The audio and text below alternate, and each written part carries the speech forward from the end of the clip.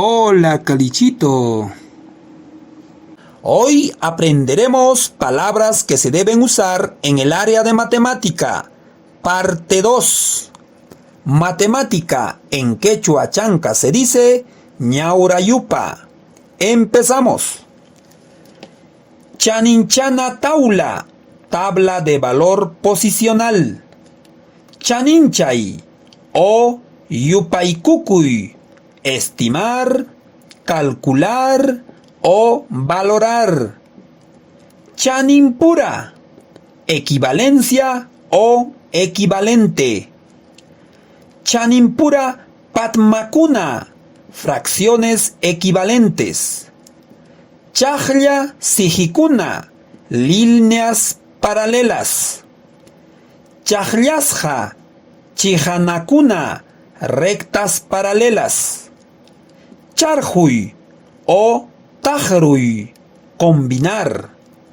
Charwi, churay, plantear un problema.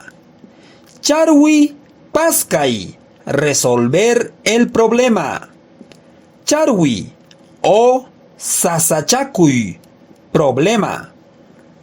Chauchijana, semirecta. Chaupi, medio. Chaupina, media o promedio. Chaupinay, promediar. Chaupipi, en el medio. Chaupij, mediana. Chayachinakuy, competencia de puntería. Chayajin o kajllachasja, proporción. Chica, cantidad o tamaño. Chimpapuray, comparar. Chimpuy, marcar o ubicar. Chija, recta. Chijacuchu, ángulo recto. Chijasiji, línea recta. Chijaman cayuyuj, simétrico a una recta. Chijana urmuta apaykachay, usar la fórmula de la recta. Chijanakuna tiji, gráfico de rectas. Chijanchana, regla o regleta. Chiji rupi, propiedad distributiva. Chiji tauku, cuadro de distribución. Chejechei, dispersar.